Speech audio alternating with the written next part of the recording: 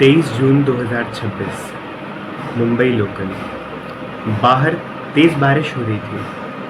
एक 22 साल का लड़का बस इतना कहता है, भाई दरवाज़ा बंद कर देना। बस इतनी सी बात, लेकिन अगले कुछ ही पलों में उस पर चाकू से हमला होता है और कुछ ही सेकंड्स में एक ज़िंदगी हमेशा के लिए ख़त्म हो जाती है। अब दूसरा केस देखो, एक ट्रैकिंग ट्रिप, एक एंगेज्ड कपल। शुरुआत में सबको लगा ये सिर्फ एक अनफॉर्चुनेट एक्सीडेंट है, लेकिन जब पुलिस इन्वेस्टिगेशन आगे आई तो एक ऐसी कहानी सामने आई जिसने पूरे देश को हिला कर रख दिया। पुलिस के मुताबिक ये एलिजेडली एक प्लान्ड मर्डर था। 2 अलग केसेस, 2 अलग लोग, लेकिन दोनों की शुरुआत एक ही जगह से हुई थी। एक ऐसी इमोशन जिसे कंट्रोल नहीं किया गया। अब शायद तुम सोच रहे होगे, अरे मैं इन लोगों जैसा थोड़ी हूँ, और मैं कह भी नहीं रहा कि तुम इन जैसे हो। शायद तुमने कभी किसी की जान ना ली हो, लेकिन 1 मिनट के लिए अपनी लाइफ के बारे में सोचो। क्या तुमने कभी सिर्फ गुस्से में किसी अपने को ऐसी बात बोल दी थी जिसका रिग्रेट आज भी होता है? क्या सिर्फ ईगो की वजह से किसी रिलेशनशिप को टूटने दिया? क्या सिर्फ डर की वजह से अपना यूट्यूब चैनल, बिजनेस या कोई बड़ा सपना शुरू ही नहीं किया? क्या कभी एंजाइटी की वजह से किसी अपॉर्चुनिटी को अपनी आंखों के सामने से निकलते हुए देखा और बाद में एक ही बात सोची, काश उस दिन हिम्मत कर लेता? अगर इनमें से सिर्फ एक भी चीज़ तुम्हारे साथ हुई है, ध्यान से मेरी एक बात सुनना। फ़र्क सिर्फ कंसीक्वेंसेस का है। वहाँ इमोशंस ने कुछ ही सेकंड्स में ज़िंदगियाँ बदल दी थी, और यहाँ वही इमोशंस धीरे धीरे हमारा कॉन्फिडेंस, हमारे रिलेशनशिप्स, हमारे सपने और कभी कभी हमारी खुद की पहचान तक हमसे छीन लेती है। और सबसे खतरनाक बात पता है क्या है? हमें लगता है कि डिसीजंस हम ले रहे हैं, जबकि बहुत बार डिसीजंस हमारे इमोशंस ले रहे होते हैं। और अगर आज के बाद भी तुमने अपने इमोशंस को समझे बिना जीना कंटिन्यू किया, तो हो सकता है तुम्हारी लाइफ में भी कोई बहुत बड़ा रिग्रेट कभी सिर्फ एक इमोशनल डिसीजन की वजह से है। इसलिए ये वीडियो सिर्फ इमोशंस के बारे में नहीं है, ये वीडियो तुम्हारी लाइफ के उन अनडिसीजंस के बारे में है जो या तो तुम्हारा फ्यूचर बना सकते हैं या चुपचाप उसे बर्बाद कर सकते हैं। लेकिन इस वीडियो को समझने के लिए हमें एक जर्नी पर चलना होगा। इस वीडियो को मैंने 4 पार्ट्स में डिवाइड किया है। पहले पार्ट में हम समझेंगे कि आखिर इमोशंस हमारे डिसीजंस पर इतना गहरा कंट्रोल बना कैसे लेते हैं। दूसरे पार्ट में हम समझेंगे उन हिडन मेंटल पैटर्न्स को डिकोड करेंगे जो बार बार हमें गुस्सा, एंजाइटी, जेलसी और ओवर थिंकिंग जैसी चीज़ें ट्रिगर करते हैं। तीसरे पार्ट में हम जानेंगे कि इमोशनली स्ट्रॉन्ग लोग ऐसा क्या अलग करते हैं जो बाकी लोग नहीं करते। और चौथा पार्ट मेरे हिसाब से इस पूरी वीडियो का सबसे इम्पॉर्टेंट पार्ट होगा, क्योंकि वहाँ मैं तुम्हें सिर्फ इमोशंस को कंट्रोल करना नहीं सिखाऊंगा। कंट्रोल करने का मतलब होता है इमोशंस को दबाना, और दबाई हुई इमोशंस एक ना एक दिन फिर बाहर आ ही जाती हैं। हम उससे एक लेवल और ऊपर उठेंगे। हम सीखेंगे इमोशंस को मास्टर करना, how to master your emotions, ताकि इमोशंस आए भी तो ना वो तुम्हारे डिसीजंस चलाए, ना हमारी शांति छीन पाए, बल्कि तुम उन्हें समझकर अपनी सबसे बड़ी स्ट्रेंथ बना सको। और यकीन मानो, अगर तुम इस वीडियो के लास्ट तक मेरे साथ रहे तो हो सकता है आज के बाद तुम अपनी लाइफ का हर इमोशनल डिसीजन को एक बिल्कुल नए नज़रिए से देखना शुरू करो। तो बिना कोई टाइम वेस्ट किए लेट्स स्टार्ट। अब एक छोटा सा एक्सपेरिमेंट करते हैं। मैं चाहता हूँ कि अगले 5 सेकंड तक किसी भी हाल में एक वाइट बेयर के बारे में बिल्कुल मत सोचना। सीरियसली बिल्कुल मत सोचना। लेकिन हुआ क्या? सबसे पहले तुम्हारे दिमाग में वाइट बेयर ही आया, है ना? और यहीं से शुरू होती है हमारे दिमाग की एक बहुत इंटरेस्टिंग प्रॉब्लम। जिस चीज़ को हम ज़बरदस्ती दिमाग से बाहर निकालना चाहते हैं, दिमाग उसी को मजबूती से पकड़ लेता है। और यही गलती हम अपने इमोशंस के साथ भी करते हैं। हम खुद से कहते हैं, अरे गुस्सा मत करो, ओवर थिंकिंग बंद कर दो, स्ट्रेस कौन लेता है, छोड़ो, अरे डरो मत, डरने से कुछ नहीं होगा। लेकिन जितना हम किसी इमोशंस को ज़ोर लगाकर अपने अंदर से धक्का देते हैं, उतनी ताकत से वो वापस लौट आती है। और फिर हम सोचते हैं, मेरे साथ ही ऐसा क्यों होता है? लेकिन असली प्रॉब्लम ये है ही नहीं। असली प्रॉब्लम उससे भी गहरी है। हम अपने इमोशंस की वजह गलत डिसीजंस ढूंढते हैं। हम सोचते हैं, उसने मुझे इंसल्ट किया इसलिए मुझे गुस्सा आया, एग्ज़ाम डिफ़िकल्ट था इसलिए मुझे स्ट्रेस हुआ, लोग जज करेंगे इसलिए मुझे डर लग रहा है। सुनने में ये बात बिल्कुल लॉजिकल लगती है, लेकिन साइकोलॉजी एक अलग ही कहानी बताती है। मैं तुम्हें एक सिंपल एग्जांपल देता हूँ। मान लो कल तुम्हारे स्कूल, कॉलेज या ऑफिस में किसी टीचर या बॉस का सिर्फ एक मैसेज आता है, कौन सा? कल मुझसे मिलना। बस इतना ही, ना कोई रीज़न, ना कोई एक्सप्लेनेशन। अब देखना क्या होता है। एक इंसान सोचता है, लगता है मेरी तारीफ़ होने वाली है, उसके चेहरे पर स्माइल आ जाती है इतनी बड़ी। दूसरा सोचता है, पक्का मेरी कंप्लेंट होती है, उसका हार्ट बीट बढ़ने लगता है, धक धक धक धक धक। और तीसरा सोचता है, शायद किसी प्रोजेक्ट या काम की बात होगी, और वह बिल्कुल नॉर्मल रहता है। अब एक सवाल, मैसेज कितने थे? सिर्फ एक, लेकिन इमोशंस 3 अलग क्यों आए? क्योंकि रियलिटी ने इमोशन क्रिएट नहीं की, रियलिटी को तुमने जो मीनिंग दिया, उस मीनिंग ने इमोशन क्रिएट की। और सिर्फ इस एग्जाम्पल तक सीमित नहीं है।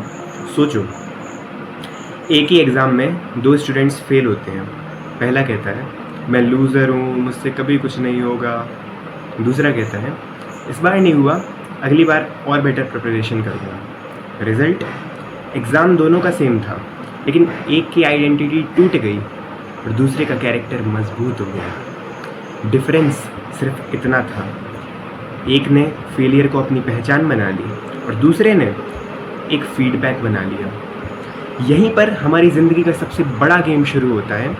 इवेंट्स, लोग, सिचुएशंस, ये सब तुम्हारे कंट्रोल में नहीं होंगे भाई साहब, लेकिन उन सिचुएशंस को तुम क्या मीनिंग देते हो, ये धीरे धीरे तुम्हारी पूरी इमोशनल लाइफ डिसाइड करता है। और शायद इसीलिए एक ही क्रिटिसिज्म किसी इंसान को पूरे दिन उदास कर सकता है, और वही क्रिटिसिज्म किसी दूसरे इंसान को इम्प्रूव करने की मोटिवेशन दे देता है। एक ही रिजेक्शन किसी को हमेशा के लिए तोड़ के रख देता है, और वही रिजेक्शन किसी और की सक्सेस स्टोरी का पहला चैप्टर बन जाता है। अब इसका मतलब ये बिल्कुल नहीं है कि प्रॉब्लम्स फेक होती हैं या दर्द एग्जिस्ट ही नहीं करता। दर्द बिल्कुल रियल होता है, लेकिन दर्द और उस दर्द को दिया गया मीनिंग दोनों एक चीज़ नहीं होते। और जिस दिन तुमने इन दोनों के बीच का डिफरेंस समझ लिया, उस दिन तुम इमोशंस को पहली बार सच में समझना शुरू कर दोगे। लेकिन अब एक बहुत बड़ा सवाल खड़ा होता है, अगर हमारी इंटरप्रिटेशन इतनी पावरफुल है, तो फिर हमारा दिमाग हर सिचुएशन का नेगेटिव मीनिंग इतनी जल्दी क्यों बना लेता है? क्यों एक छोटी क्रिटिसिज्म 10 कॉम्प्लीमेंट से ज़्यादा याद रहती है? क्यों एक गलती पूरा दिन दिमाग में घूमती है, लेकिन 100 अच्छी चीज़ें नॉर्मल लगती हैं? क्या हमारा दिमाग जानबूझकर हमें नेगेटिव बनाता है, या इसके पीछे कोई और वजह है?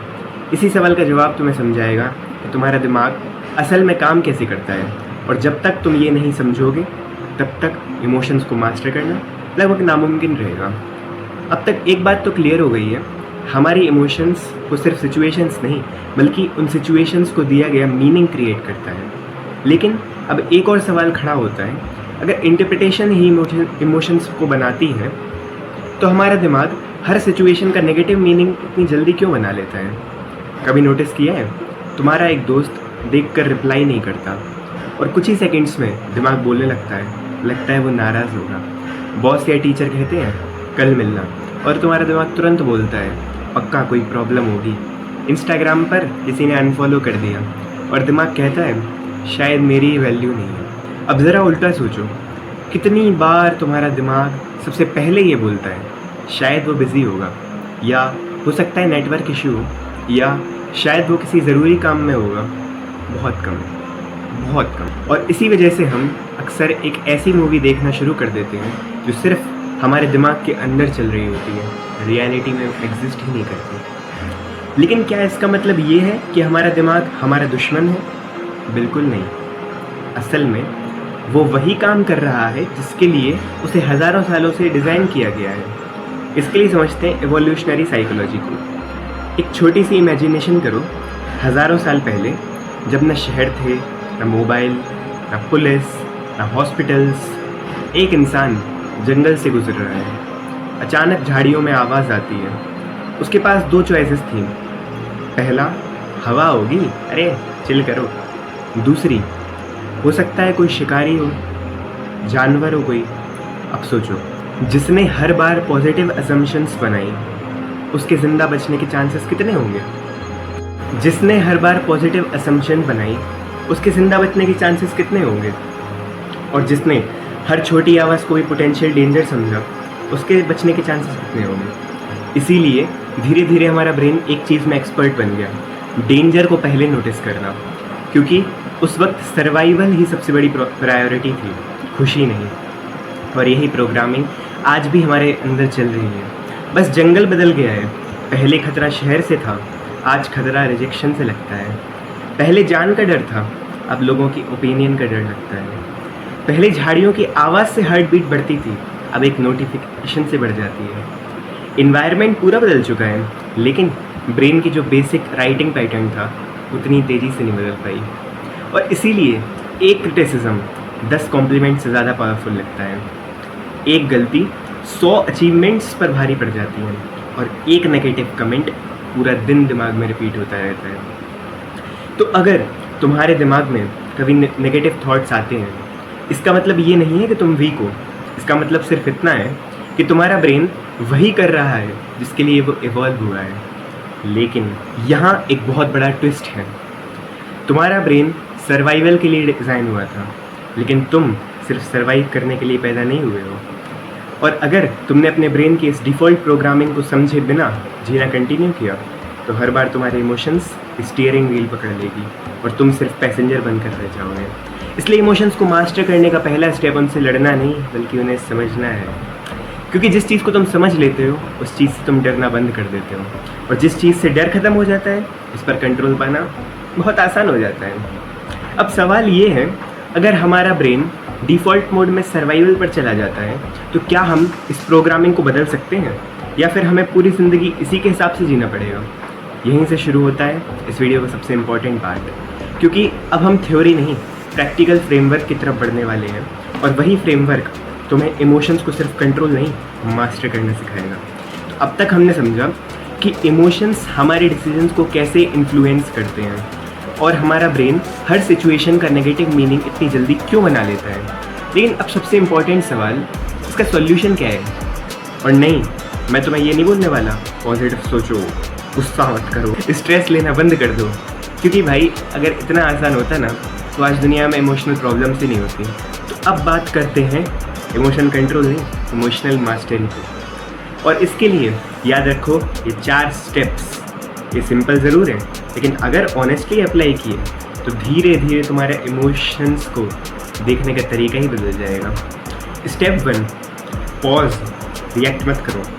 जब भी कोई स्ट्रॉन्ग इमोशन आए, उसी वक्त डिसीजन मत लेना, ना गुस्से में मैसेज भेज देना, ना एंजाइटी में अपॉर्चुनिटी रिजेक्ट करना, ना सैडनेस में अपनी वैल्यू को डिसाइड कर लेना। बस 10-15 सेकेंड्स के लिए रुकना, शांत, एकदम शांत, और खुद से सिर्फ एक लाइन कहना, मैं इस वक्त एक इमोशन फील कर रहा हूँ, लेकिन मैं ये इमोशन नहीं हूँ। तुम्हें लगेगा ये लाइन तो बहुत छोटी है, इससे क्या होगा? लाइन छोटी ज़रूर है, लेकिन बहुत पावरफुल है, क्योंकि ये तुम्हारी आइडेंटिटी को तुम्हारे इमोशन से अलग कर देती है। और जिस मोमेंट आइडेंटिटी अलग हुई, उस मोमेंट इमोशन की पावर कम होने लगती है। स्टेप 2, इमोशन का नाम दो। रिसर्च बताती है कि जब हम किसी इमोशन को क्लियरली आइडेंटिफाई करके उसका नाम देते हैं, तो उसकी इंटेंसिटी कम होने लगती है। इसलिए ये मत बोलो मुझे अजीब लग रहा है, स्पेसिफिक बनाओ। मुझे जेलसी फील हो रही है, मुझे रिजेक्शन का डर लग रहा है, मुझे एम्बैरेसमेंट फील हो रही है। जिस इमोशन का नाम आ जाता है, उस इमोशन पर क्लैरिटी आ जाती है, और क्लैरिटी हमेशा कन्फ्यूजन से ज़्यादा पावरफुल होती है। अब आते हैं स्टेप 3 पे, अपनी स्टोरी को चैलेंज करो। याद है वीडियो की शुरुआत में हमने क्या समझा था? रियलिटी इमोशंस क्रिएट नहीं करती, उस रियलिटी को दिया गया मीनिंग इमोशंस क्रिएट करता है। तो जब भी कोई नेगेटिव इमोशन आए, खुद से बस एक सवाल पूछना, क्या ये सच है? ये सिर्फ मेरी इंटरप्रिटेशन है। मान लो तुम्हारे दोस्त ने रिप्लाई नहीं किया, तुम्हारा दिमाग तुरंत बोलता है वो नाराज़ है। अब अपने आप से पूछो, क्या मेरे पास इसका प्रूफ है, या फिर हो सकता है वो बिजी हो? छोटा सा सवाल कभी कभी एक बहुत बड़े इमोशन की डायरेक्शन बदल देता है। स्टेप 4, कॉन्शियसली रिस्पॉन्स चुनो। और ये पूरी वीडियो की सबसे इम्पॉर्टेंट लाइन है, ध्यान से सुनना। इमोशन ऑटोमेटिक हो सकती है, ठीक है, लेकिन रिस्पॉन्स हमेशा चॉइस होता है। गुस्सा आना ऑटोमेटिक हो सकता है, लेकिन गुस्से में क्या बोलना है ये सिर्फ तुम्हारी चॉइस है। मानो या ना मानो, सिर्फ तुम्हारी चॉइस है। डर लगना ऑटोमेटिक हो सकता है, लेकिन डर के बाद रुक जाना या एक्शन लेना ये सिर्फ तुम्हारी चॉइस है। और ज़िंदगी हमारे इमोशंस से कम हमारी चॉइसेस से बनती है। इसीलिए हर बार जब कोई इमोशन आए तो ये मत पूछो कि मुझे ऐसा फील क्यों हो रहा है, उससे भी इम्पोर्टेंट सवाल पूछो, अब मुझे इस इमोशन के साथ कौन सा डिसीजन लेना चाहिए। यही सवाल इमोशनल रिएक्शन को इमोशनल मास्टरी में बदल सकता है। अब वीडियो की बिल्कुल शुरुआत याद करो, मैंने 2 रियल केसेस की बात की थी और फिर एक लाइन कही थी, फ़र्क सिर्फ कंसीक्वेंसेस का है। अब उस लाइन का दूसरा हिस्सा सुनो, फ़र्क सिर्फ कंसीक्वेंसेस का ही नहीं होता, फ़र्क उस डिसीजन का भी होता है जो इमोशन के आने और तुम्हारे रिस्पॉन्स के बीच लिया जाता है। वही एक डिसीजन कभी रिलेशनशिप को बचा लेता है, कभी करियर को बना देता है, कभी ज़िंदगी को बदल देता है और कभी एक पल की बेवकूफ़ी को ज़िंदगी भर के रिग्रेट में बदलने से रोक देता है। इसीलिए अगली बार जब गुस्सा आए, जब डर आए, जब एंजाइटी आए या कुछ भी ना हो लेकिन तुम्हें लगे कि इमोशंस तुम पर हावी हो रहे हैं, तो उनसे लड़ना मत। इमोशंस से लड़ना नहीं है, उन्हें दबाना भी नहीं है, पहले उन्हें समझो, फिर उन्हें डायरेक्शन दो, क्योंकि इमोशंस तुम्हारे दुश्मन नहीं है दोस्त। अगर तुम उन्हें समझ जाओगे ना तो वही इमोशंस तुम्हारी सबसे बड़ी स्ट्रेंथ बन सकती हैं। और शायद इसीलिए लाइफ को बदलने के लिए हमेशा दुनिया बदलना ज़रूरी नहीं होता, कभी कभी सिर्फ अपने इमोशंस के साथ रिश्ता बदलना ही काफ़ी होता है। और आज इस वीडियो ने तुम्हें एक भी नया पर्सपेक्टिव दिया हो तो इसे सिर्फ लाइक करके मत जाना, इसे उस इंसान के साथ शेयर ज़रूर करना जो इस वक्त अपने इमोशंस से लड़ रहा है।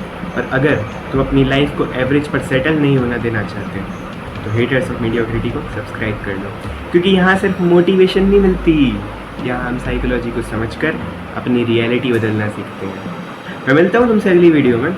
और यकीन मानो, अगर आज की वीडियो ने तुम्हें ये समझा दिया कि इमोशंस तुम्हारे डिसीजंस को कैसे कंट्रोल करती हैं, तो अगली वीडियो में हम इंसान के दिमाग का एक और ऐसा हिडन पैटर्न डिकोड करेंगे जिसे समझने के बाद तुम सिर्फ खुद को ही नहीं बल्कि अपने आसपास के लोगों को भी एक बिल्कुल नए नज़रिए से देखना शुरू कर दोगे। तब तक अपने इमोशंस के गुलाम मत बनो, उनके मास्टर बनो। सी यू सून।